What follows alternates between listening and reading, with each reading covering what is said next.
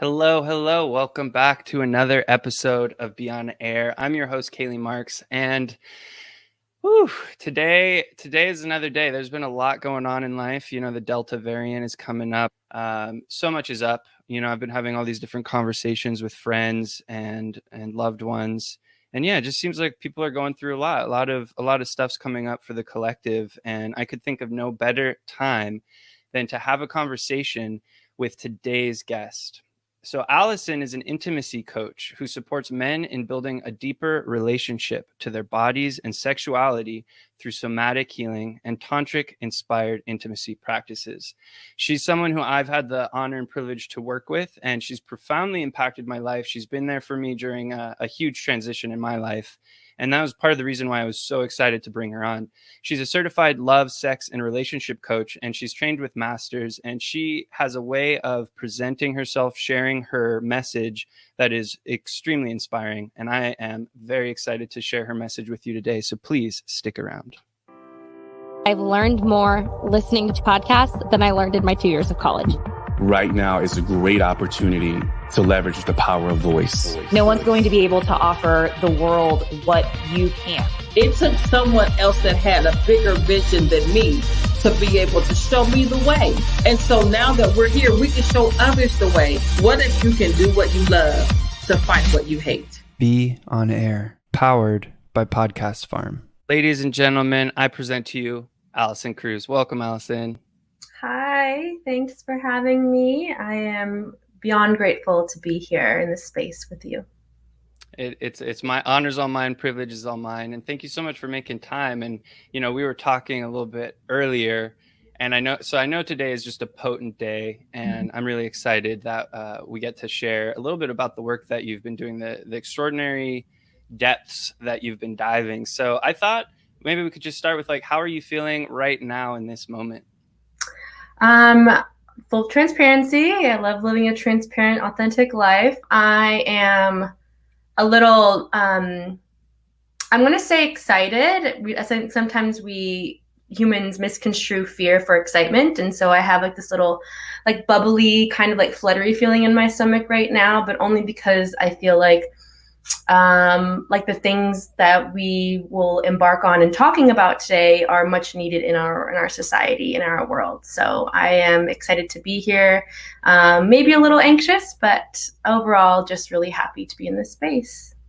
Yeah, I relate to that, because the body kind of can tell when something big's happening, and it can kind of share that energy through nerves. So even as we were starting to record, I felt that nervous energy as well. And this isn't even live technically. It's almost live. It'll be live today, but I just thought that was a little funny. So I'm happy to be here with you in this vulnerable moment of slight nerves and embarking on this path. So for my listeners, I thought we could maybe just briefly talk a little bit about the need for intimacy coaching, and then I have some other questions. I want to ask you about your experience as a child and just what growing up was like for you. But maybe you could talk a little bit about just what does an intimacy coach do, just so that my listeners can kind of get a feel for what you're up to.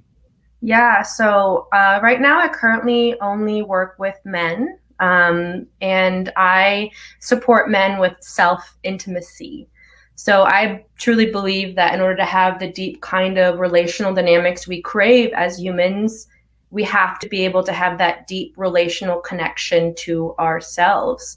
And we as a society as a whole sever the connection to our body, and we live in our heads. And this rings true so much for the masculine, the external masculine. They are in this constant state of doing rather than just allowing themselves to be, which is the connection to their body, their connection to, more feminine characteristics, such as their connection to their body. And so I support men in coming back home to their bodies, building a deep relationship to their bodies, helping them feel empowered by their sexuality so they can show up more authentically in the world and, hopefully more authentically with women, because that's the goal, is for them to have a deep, profound relationship with their body and their sexuality, so then they can share that with a woman who they deeply care about.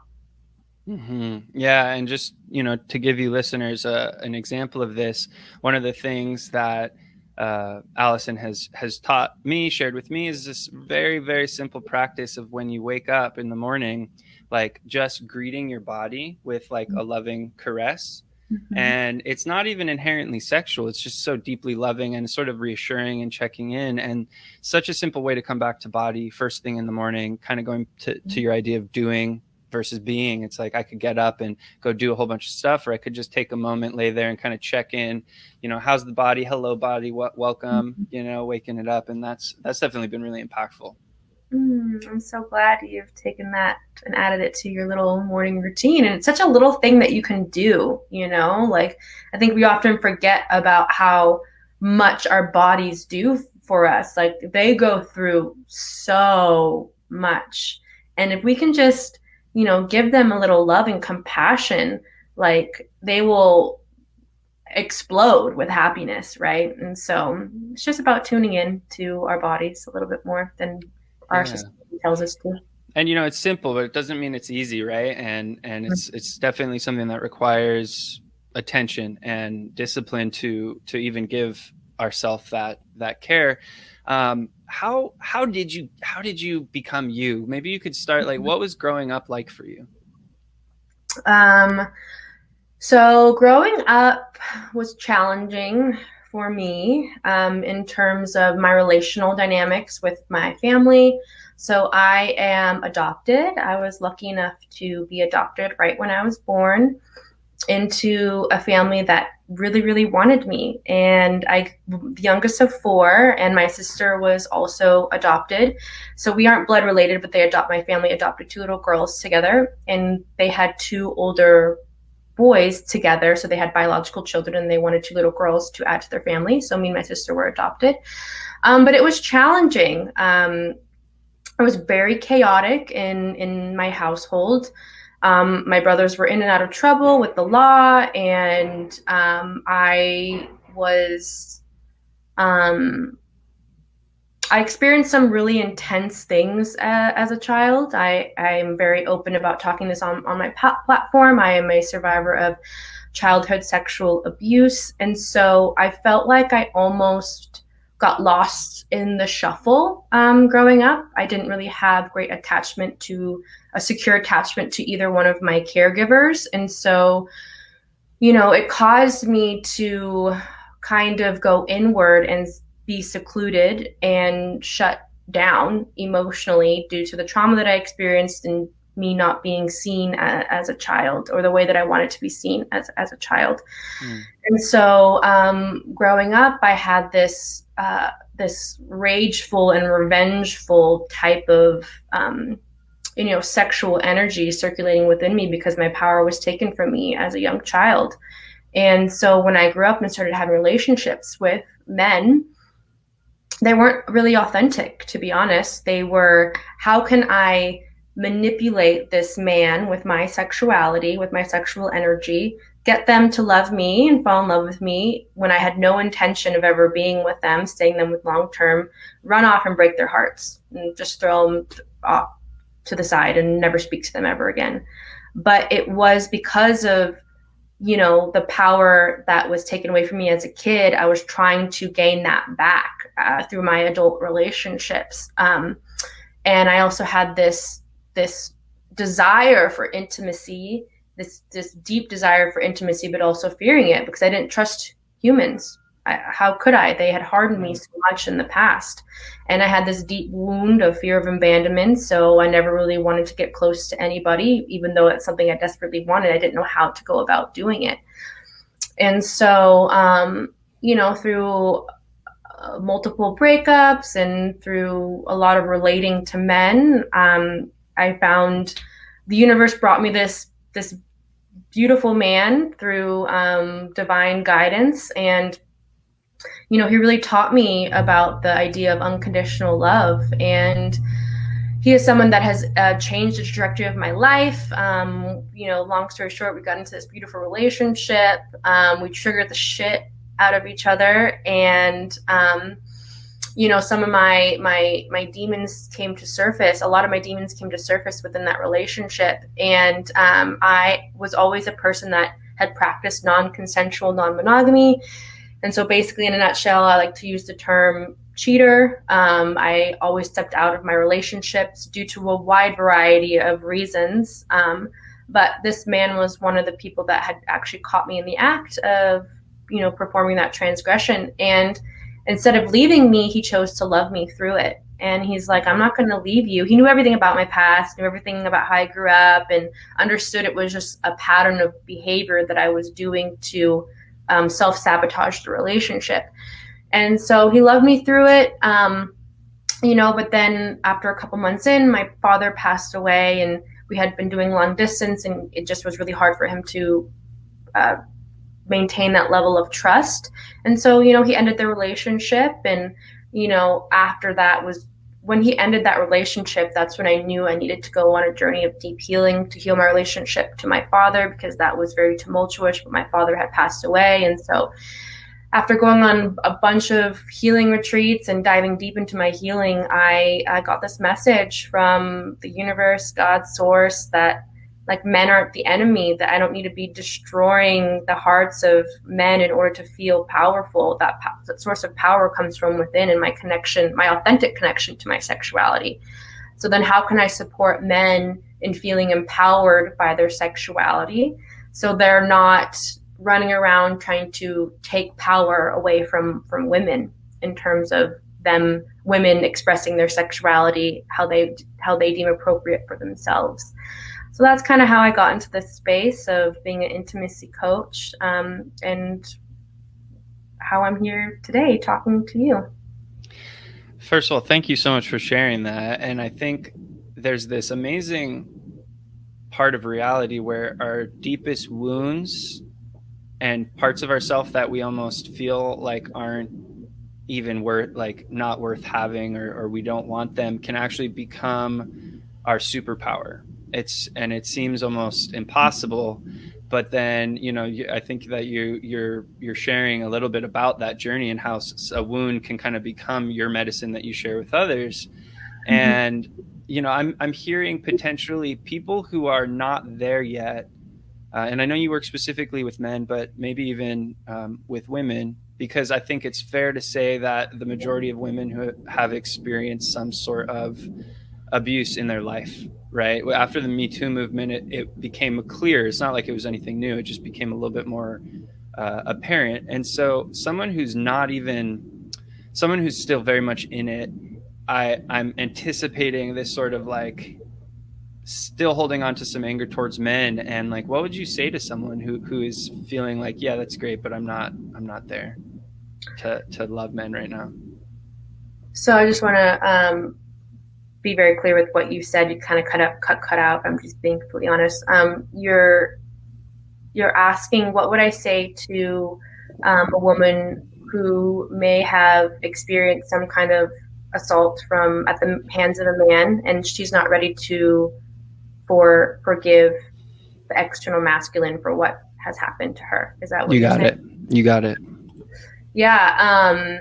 I would just gently and lovingly remind them that that's okay.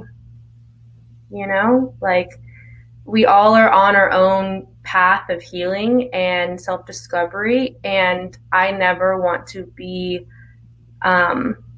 push people into an area that they are just not ready for. But then again, I also want to encourage people, like, forgiveness doesn't let the other person off the hook. Forgiveness is about setting yourself free. So I forgave my perpetrators, the people who caused me a tremendous amount of pain when I was younger. I was able to find space and compassion in my heart, not to let them off the hook, but to set my soul free so I could experience freedom and liberation. Because like anger and resentment, that's just like low vibrational energy. And I don't want to be in that low vibrational energy. I want to be able to feel the depths of my freedom. And that comes through forgiveness, in my personal opinion. So it sounds like there's two parts. There's acceptance of where we're at, and it's okay to be angry and not healed, or you know, forgiveness may not be fully there. And then also it's a gift for ourself, and it doesn't remove the responsibility from a perpetrator, but it's almost a gift to our own life experience to work towards forgiveness. Is that sort of what you're saying? Yeah, totally. Yeah, forgiveness doesn't let somebody off the hook. It sets you free, you know? Yeah. I think that's a hard idea for people to grasp and understand, because we want vengeance, right? We want that person to suffer, but in reality, all we're doing is making ourselves suffer.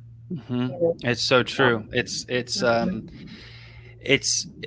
not always easy in the moment when we're very triggered, and I think that's why your advice of reminding ourselves that it's okay, like to accept the feeling that's now, but then also holding space for the possibility that it can shift and evolve into something else. And I'm sort of curious, like, who were your most important friends growing up? Like, who were those early imprints of maybe more like healthy intimacy and relationship? I was a lone wolf, to be completely honest. Like, I didn't really have a lot of friendships growing up throughout my childhood. Like, I had one like close like friend that was a girl in my teens, or in my elementary school days, and then I transitioned to a different school, and then I had another little girl that was, you know, semi close to me, and then we kind of like just drifted away. And then in high school, I had a couple of friends, but none that were like, it was just very surface level type of friendships. And I definitely attached myself to, it sounds really weird, but I attached myself to the men that I was seducing and being kind of like manipulative towards. Like, I attached myself to them, and they almost became like my best friend, even though on the back of my mind, I had no intention of ever like really being with them long term. It was it's kind of like this sadistic type of way of thinking, but I have to be real and honest with how I used to think and walk and behave in this world. And I now have so much compassion for myself looking back on how I used to behave, because it was just a maladaptive coping mechanism that I developed. But in all honesty, I didn't really have a lot of close friends growing up throughout my teens. And now I'm feeling very thankful that I have opened myself up to the love and depth of friendship that surrounds me. But it took me a while to trust men, women, any type of people, because both of my perpetrators were of the male and female descent when I was younger. So humans, I did not trust them at all. So it really makes sense. And it's unfortunate that there wasn't more trustworthy people. And it sounds like later on in life you were able to find that community. But I think, you know, at being an adopted child, I'm curious, like, what would you want people to know? Because I know that my former partner was also not adopted, but she didn't know her father. And sometimes that subject can be hard to approach, but you want to know, like, how does that make the person feel? So I'm curious, what would you like people to know about, like, what would you want people to know about your experience of being adopted? What would you want the world to know? Yeah, I think adoption is very lonely for the adoptee. That's probably like the number one thing that I would love parents to know about their children that they are adopting. And I'm getting emotional because it was very lonely as a kid, even though I had a sister who was also going through the same experience as me. Like, I was never given the proper like integration style of like relating to my new family. Even though like I was adopted at birth, like I never knew my biological parents, but there's still this level of conversation, this level of tenderness, this level of awareness that needs to be bestowed upon parents who adopt children, that they are trying to figure it out, trying to figure out where they fit in the family, trying to figure out like their lineage, like where they came from culturally. Like I was just felt like I was just this floating person that didn't really have a settled identity, and that also impacted how I related to people because I didn't know exactly where I fit. I didn't know how to fit in. All of my peers had parents that were, you know, married and had siblings that were, you know, biological to them, and I had this like blended family that I didn't see a lot of my peers have, any of my peers have. So the number one thing that I definitely would tell parents is that your child is probably experiencing some level of deep loneliness and grieving, you know, grieving the idea of never meeting their biological parents ever. So it's really profound. And just to go a little farther into there, like what would for anyone listening who's maybe considering adopting or it has adopted, like, is there any just further that you could speak to how to show up in that with that loneliness and how to maybe just support your child going through that? Yeah, I definitely think a lot of words of affirmation, a lot of, like, for me, I would have loved a lot of physical touch. I don't really remember my parents being very physically affectionate with me. Again, like, you also want to respect your child's boundaries and asking them if touching them is okay. Like, I think that's very important as well. Asking your children, can I give you a hug, or would you like a hug? You know, especially if you don't know like kinds of things they've experienced prior to them adopting them. But a lot of words of affirmation, a lot of checking in, right? And allowing space for them to ask questions, you know, like, do you have any questions about your biological parents, or what are you thinking, or what are you feeling? I would love for you to share with me so I can support you. You know, asking those questions would have really supported me in feeling safe and seen by, you know, the family that adopted me. Mm-hmm. Absolutely. Yeah. It's making me kind of think that in a way we have to adopt our own inner child at some point in our life. Mm-hmm. And it's really easy to just kind of neglect that task until we get really triggered in a relationship or something, right? Something comes up to kind of make it impossible to ignore. And it's almost like we have to be that you know, that parent for our inner child who is like checking in and everything you just mentioned. And that, you know, so going back to, obviously we've worked together and you've helped me out with some just extraordinary inner child work. And it was something I'd been familiar with before, but the practices and techniques that you shared with me were really potent. And it sounds like that's something that you experienced firsthand, but then you also had to reparent your inner child and bring that forward and help hold and contain the little one inside. And I'm wondering if you could maybe speak to that work, because it's something that is very easy to neglect and to kind of shove off. Oh, don't be weak, don't cry, don't, all these things, especially for men. So now speaking directly to men, which is who you serve, you know, we're almost ashamed of the little kid inside, right? We think that it won't get us the love and relationship that we need. And so I'm wondering if you could speak a little bit to that.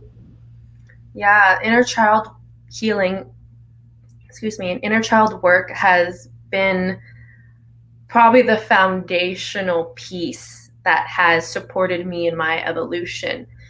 I don't think a lot of us realize how much our inner child is dictating every little thing that we're doing, especially in our sexual dynamics and in our relational dynamics. We don't realize that we revert to a certain age whenever we are triggered in relational dynamics.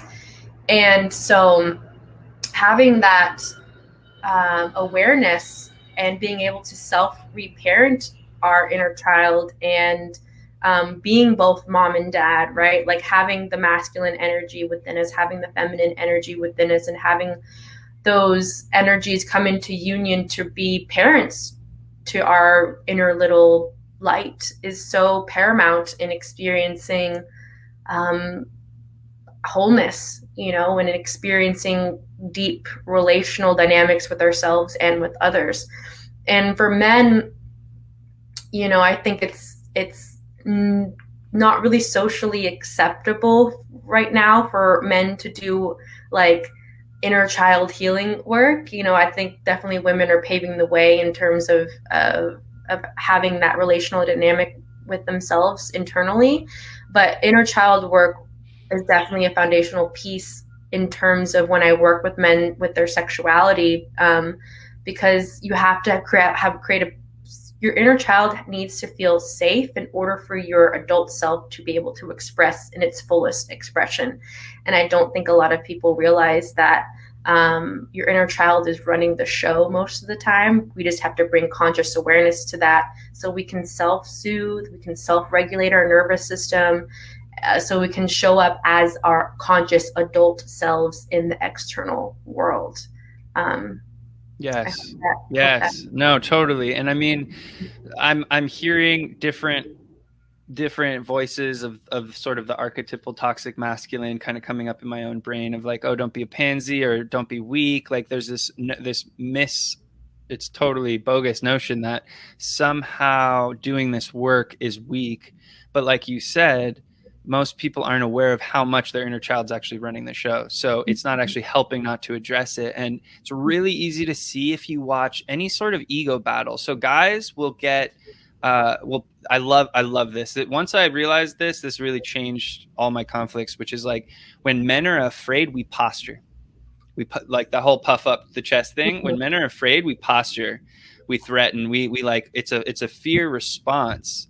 Because the inner child's activated. The person that you really need to be worried about is someone who doesn't do that because they're cool, calm, and collected. And who, like if you're talking about being at some bar on, in Austin here, Dirty Six, you got to be careful for the quiet ones. But people who are really loud and rambunctious and kind of posturing like that, it's really the inner child kind of going crazy and feeling a little, or a lot afraid, right? Mm-hmm. And so what is well, first of all, I think having women like you pave the way, lead the way, and also hold space and witness us as we're experiencing that and kind of having that safe container. And also it is a form of external validation, but it feels really important. It feels really important to be witnessed by the feminine in our weak parts or in our unevolved parts or in our dark parts, and to still be accepted. And that can be so nourishing. So like in my childhood, there's a couple experiences that really shut down certain aspects of myself, just total shame when I was like 3 or 4. And probably like talking about those with you and getting into some of that stuff.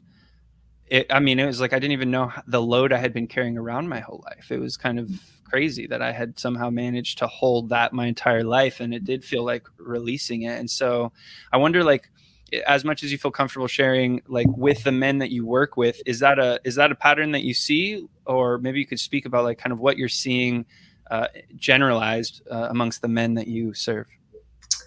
So I'm seeing a lot of suppression with the men that come into my energetic field, like the suppression of anger, the suppression of anything dark, right? Like we put it over here because they've either seen firsthand how masculinity has been dangerous, usually by the hands of their father, how their father has treated their mother. So they don't want anything to do with that. They don't want to be angry. They don't want to be revengeful. They don't want anything to do with dark. And so they suppress it.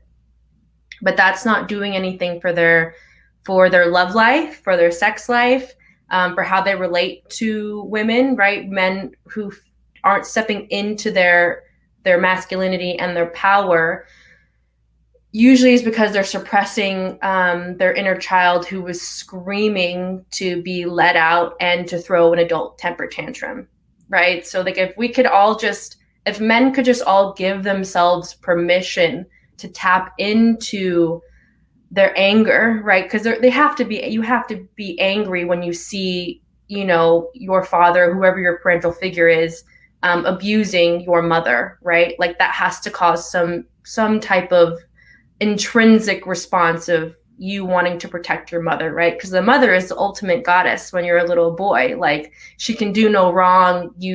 She's your source of life, and to see harm caused to her as a little boy will cause you to feel anger. And so I support men in tapping into that anger and that idea that it's okay to be angry, right? It's okay to tap into those darker emotions that society tells you that it's not okay to tap into. Right. But those need to be tapped into in order for a man to step into his full sovereignty and his full power. And those need to be tapped into so they don't come out sideways in the long run, because the more you suppress, the heavier and more constricted and more heavy your body will feel, and the more likely it will come out in different areas of your life, either relating to a woman, either in the bedroom or something. And so that emotion that you're suppressing, like I said, just needs an outlet to be expressed. Yeah. So it's interesting. The antidote is often next to the poison, right? So we have this negative role model of like the violent father, and the anger that we feel, we kind of relate it to that, and then we don't want to go near it. Mm-hmm. But it's coincidentally it'll come out anyway in negative ways. And the solution is actually to go into the anger and maybe express that healthily, right? So it's like the antidote's right there next to the thing that we're trying to avoid. Mm-hmm. Mm-hmm. People don't realize that either, right? Like in order to move energy, right? Because emotions are energy in motion. In order to move that, you have to feel it, Why does your body feel so tired or tense or rigid, or why is your jaw always clenched or something like that? It's because there's stuck energy in your body that needs to be expressed, that has been suppressed in there from years and years and years of never releasing it, right? Like if you were told as a kid to not be angry or not to throw a temper tantrum, and you got punished for having outbursts, your body gets stuck in that cycle of constriction. Yeah. And so it's important for us to be able to allow that energy to move in a conscious way, so it doesn't come out in a way that we don't want it to come out with. I was going to ask you too about the importance of, like, why is it important to tune into the body? And I think you just explained it. And it goes back to how we started this conversation, right? It's like doing and being. There's so much to do just being. We don't actually have to go do a lot to make progress and to evolve ourselves in this life. We can actually be quite still and not do a lot and actually get a lot done. And, are you encountering resistance from men, or are you encountering that actually we're all ready for this? Like, I'm curious. I'm actually encountering, honestly, I'm encountering men who are ready for it. But at the depths of which I feel like they can go, that's where I feel the resistance. Like I have this innate ability, I feel like sometimes, to laser cut and see right through where a man needs the most potent healing. Yeah. And when I bring up the idea, it's always like, no, I don't have, that's not what's wrong with me. And I just have to patiently realize that they'll come to their own terms, and it'll come up again and again, and they'll realize that that's the avenue that they need to go down. But that's where I meet resistance, when I can laser in on where and see through a man, and where their most healing would be beneficial for them, and they have resistance when I bring it to light. Why do you think we have resistance? I think it's a fear of, and I was right there with all the men who have resistance towards it. It's a fear of going there and not returning. That is where I personally met a lot of my resistance in my healing journey. Like, if I fully went into my darkness, if I fully went into my dark feminine energy, my dark masculine energy, I would be consumed and I would need to be locked away. I would need some kind of medication, some kind of tranquilizer, some kind of something to not be consumed by this dark energy. And I think that's where it stems from, is fear of going in there and not being able to return. I mean, I think you just said that perfectly. I totally relate to that. And I have that fear. So what is that true? Is it possible that we can become engulfed by our shadow, or not even our shadow, but just like the dark parts? Or do you feel that going into it gives us more room to go in and out and use more of our energy? Yeah, I definitely feel, just speaking from personal experience, that like I definitely feel the more we are able to express and experience our darkness, the more whole and complete we become as humans. You know, like I've never come across anybody who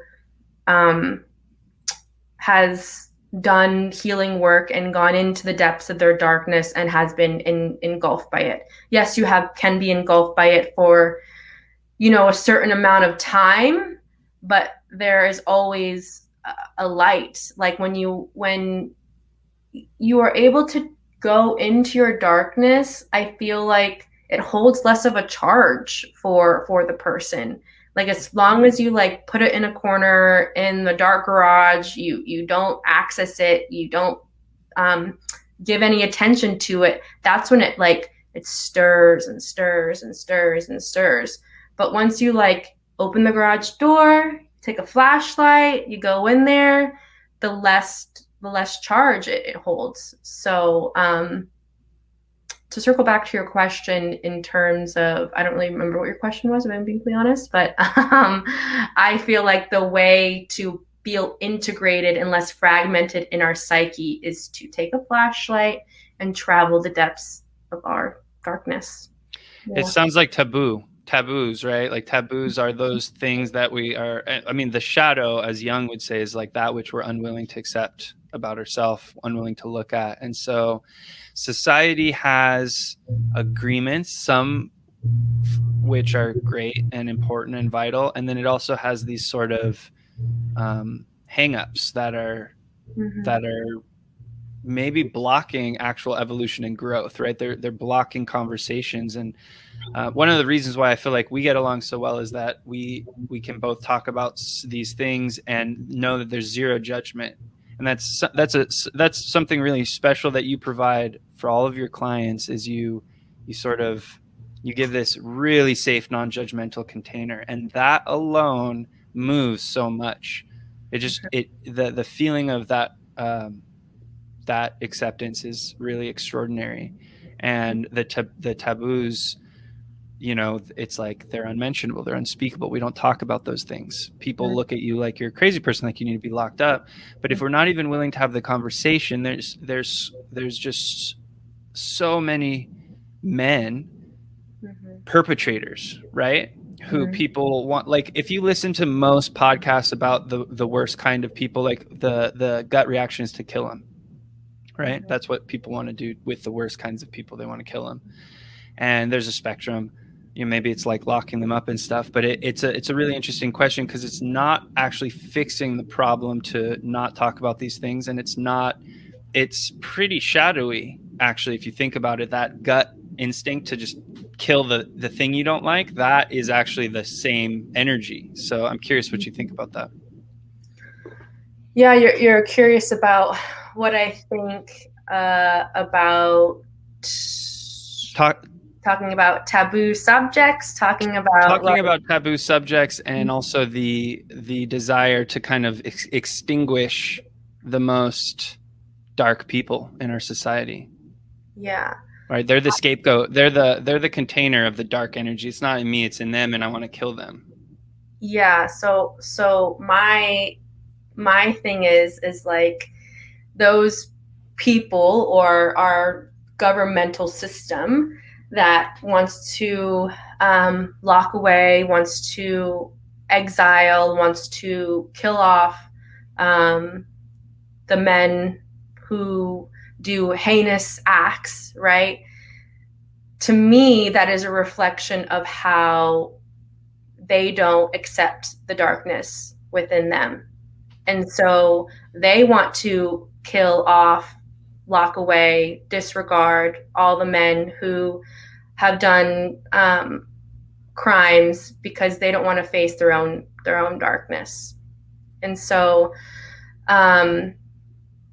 I just have this level and depth of compassion for people who, you know, are locked away, who are on death row, who have done you know, some crimes that they aren't necessarily proud of. And I have this worldview that those people, or people who have committed some heinous crimes, and this may be very controversial, but I just feel like it's not their fault. You know, like we have these bodies that experience years and thousands of years of trauma that we come into this life with. Intergenerational trauma is a real thing, and that shit gets imprinted in our nervous system before we are even born. Mm-hmm. And so we come into this world with imprints from our parents, from our parents' parents, and from a depth of lineage that we aren't even aware of. Mm-hmm. And so when we come into this world and we have those codes, we become magnets for life experiences. So I don't know if what I'm making is making sense, but we become magnet for life experiences. And so when a person comes into this life with a code of sexual assault or molestation, or their mother was raped or something like that, that code gets imprinted in their nervous system. And so then they attract experiences to them that will get these codes to come up to the surface. And so they are just repeating a pattern that was done to either them or to their mother or to their father or to their grandmother or to their grandfather. And we don't take that into account when we sentence or when we sentence men or any people for crimes that they've committed, especially around sexuality and all that stuff. And so I have this level of depth of compassion for all the men out there who you know, are serving time for crimes that, you know, they necessarily didn't have any control over because it's just in their biological DNA and in their nervous system. So yeah, it's a super edgy topic. I can anticipate people having all sorts of feelings, and that's totally accepted and welcome here. And I hope that anyone listening can feel the spaciousness that we're trying to bring to this conversation, because if we're not able to have these kinds of conversations, then what has been happening just keeps going. So I 100% this generational trauma is becoming way more and more publicized and well known, and I think people are getting more of a vocabulary around it. But you know, the ancient Vedas talked about karma, right? And karma, sometimes people think of it as just this like mystical thing, but what more specific proof of karma than like genes and ancestral trauma, right? So if we're really living out the genetic material that's in our bodies from our ancestors, then, you know, it's up to us to choose new ways of being now. And the only way to do that is to make sense out of this and to gather intelligence. And the only way to do that is to have these kinds of conversations. So it's super valuable. And and it's edgy, but that's great. And I'm just so grateful that you're willing to come on here and speak about this with me. And so I'm kind of wondering, like, for the listener right now, specifically men too, like what are some things that we can do today to make some progress, to do something? How can we be today to do more? Does that make sense? Like, what's something that the man or woman listening could implement to start to work with this energy?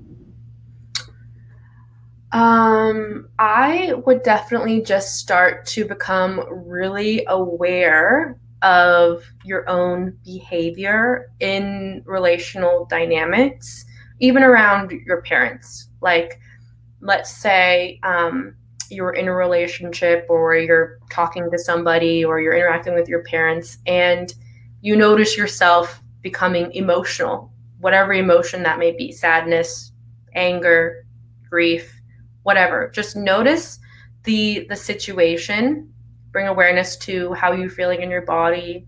If you want to name the sensations, that would be great. But we're not really taught about how to sensationally name what's going on in our body. And just try to figure out what in this moment is causing me to feel this way, and try to put words to it. Like, is it because you're not feeling seen, you're not feeling heard, you feel like your boundaries have been violated? And then you want to begin to notice, well, what happened, where does that closely tie to what happened to me in childhood, right? So you want to begin to notice how you are responding to and reacting to people in your external world, because that'll give you a clue as to where your deepest healing will need to come from. Yeah, really, really great practical things to do. So if I'm understanding correctly, become aware of when I'm triggered, when I'm activated, and get curious and kind of go into it and start asking myself questions about where it came from. When did I feel it before? Where am I feeling it? How does it feel? Like, really being with the sensation. And I would add, like, I'm not hearing that there's any goal to change it.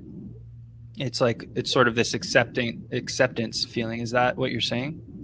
Oh yeah. So I just didn't provide any information in terms of how to change it, but like, I would just start like, just tracking it. And I would also definitely implement you or somebody seeking outside support. Like, I think a lot of men have this lone wolf kind of like mentality, and not a judgment. I was right there with you. I was very lone wolf-esque throughout my 20s, throughout my teens, because I didn't trust people. And so if you grew up in a chaotic household where you didn't necessarily get the love and attention that you felt like you desired as a child from your parents, it will be hard for you to trust people. I definitely have so much empathy and compassion for where you're at.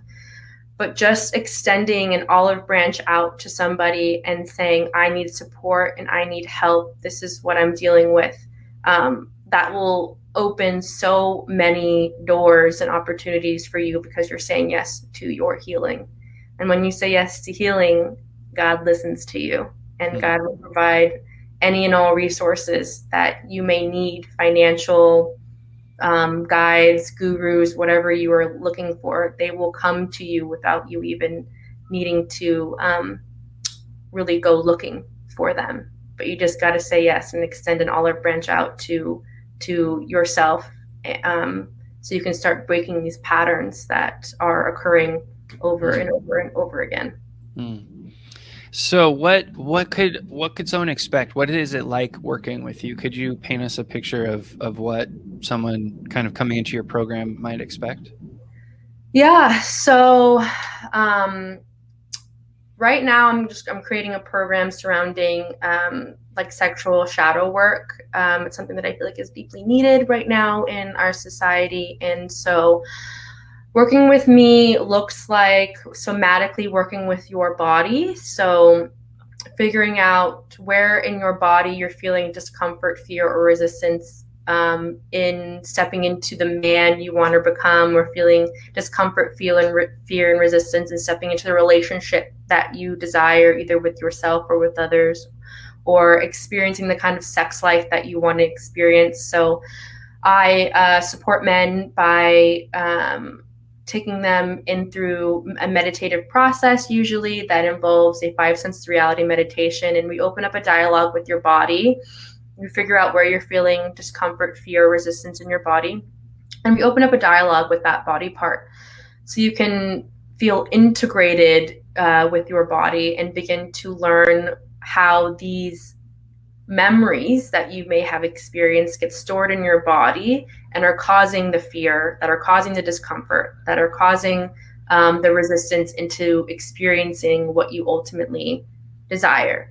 So it's a lot of like somatic work, getting in touch with your body. There's also a lot of like inner child healing is definitely something that we work on.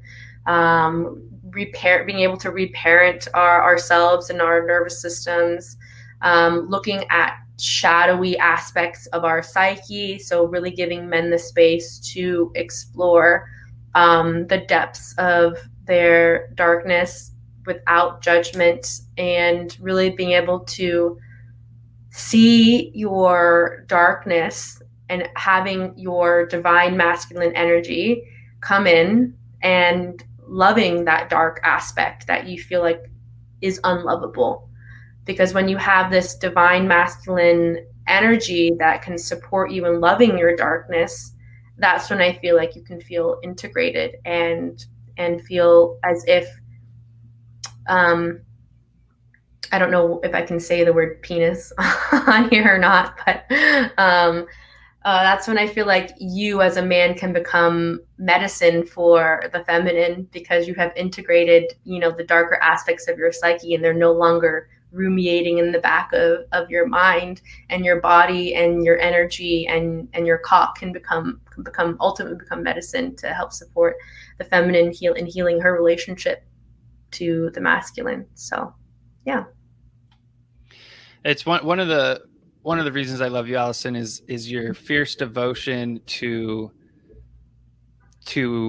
really honoring men and manhood, right? And I think that is really healing and important, especially in a time where a lot of us can feel like masculinity is bad somehow, right?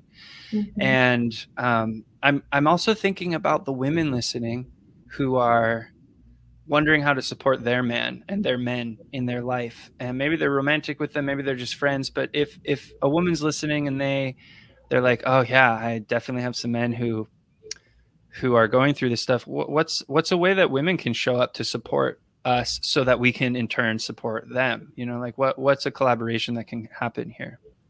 Yeah, I definitely think we as women need to go on our own journey in healing our own relationship to the masculine, like healing our relationship to our daddy, right? Like we have a lot of daddy issues floating around, and learning how to not to project our shit on our beloved, on our partner, on our lover, and being able to also cultivate a deep level of compassion for the men that are sitting in front of us. Trying to become aware of just how much they have had to suppress over time. And yes, this does not take away from the feminine aspect of being suppressed. I have deep reverence for the feminine energy that lives within me, and deep reverence for how long we, the feminine as a collective, have been suppressed. But trying to have a deep reverence for the masculine and trying to show up for us and trusting that they will.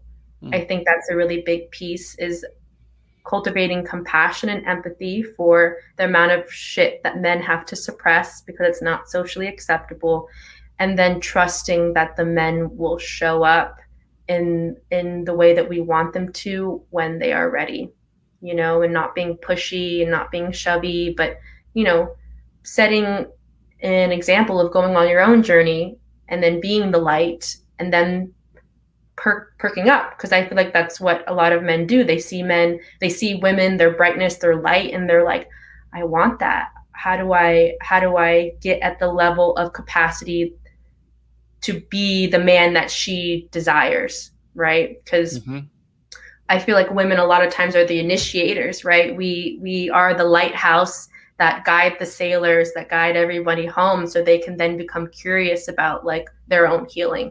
And so just continuing to be that lighthouse for the man, and continuing to develop compassion, empathy, and trust. Yeah. Well said. It's like the feminine radiance, right? That energy that everyone feels. Women, men, non-gender, binary folk, like you can feel that energy, that radiance, and it's definitely a propellant, an incentivizer, like motivation. It's motivation to grow and not be a lazy slob. Yeah, well said. So, as we're getting towards the end of this interview, it's been so awesome having you on and sharing a little bit about your work. First of all, where can people connect with you best? Yeah, so my main only source of connection with people right now is via Instagram. So you can connect with me on IG. My Instagram handle is intimacy_with_Allison. And I do all my posts, and I try to reply to as many direct messages as possible. And that's where people can come and tune into my transmission. Yeah. And, as a first-hand experience with it, your coaching practice, your methodology, your presence, your way of being is really extraordinary, and it's really nourishing and supportive. And you came into my life at the perfect time, helped me get through some really, really, really big challenges. And so I cannot recommend enough, gentlemen out there, please go follow Allison on Instagram and at least check out her freebies online. She has a cool quiz, and is it a worksheet? You have a worksheet as well, or a workbook? Is that right? Yeah, so I have a sensual self-pleasure starter kit for men. So it supports them it's 4 guided meditations that men can partake in, and they're buildable. So supporting them in connecting sensationally to their body, supporting them in connecting to their divine masculine lingam, which is the power in between your legs. And it's a really beautiful 8-page workbook that men can use to support them in building a sensual relationship to their body. Absolutely. Yeah. So definitely go check that out. And if you get the opportunity to work with Allison, you will not regret it. You really support your clients in becoming the fullest version of themselves, and the relief that can be felt of just being accepted and seen can do really extraordinary things in your life. So highly recommend that. And yeah, as we wind down here, I want to just open up this space for you to share any final thoughts with the world. With the world. Oh man, what do I want to share? I just really want to share how much I truly appreciate and love the men of this world. My heart explodes with love for you, and the level of compassion I have for you is just, if I talk about it a lot, it'll just bring me to tears. But I truly believe that when we can heal our relationship to our sexuality, especially the men out there, and are able to bring consciousness to male sexuality by exploring the darker aspects of our psyche and our sexuality, we can begin to heal the world. Because the sexual energy, the dark sexual energy, is one of the deepest wounds the collective is experiencing right now. And if we can begin to not shy away from going into those darker aspects, we can begin to see a real transformation in our society and in our world. So yeah. Thank you so much for making time to come on the show, Allison. It has been wonderful having you. I'm sure we'll have you back. There's so much to talk about. Please go give her a follow, intimacy_with_Allison on Instagram. Check out the amazing work that this incredible woman is doing. And all dear listeners, thank you so much for tuning around. I know this was a extra spicy episode, heavy episode. Always important to bring my favorite people to you. So I appreciate you sticking around and listening. And if you are interested in having your own show where you get to interview your favorite people, please consider booking a strategy session with me online at podcast-farm.com, and we can talk about the messages that you are trying to amplify. I believe that if we simply talk about the things that we love the most and the people we love the most, that extraordinary change is possible in our life. So thank you again for tuning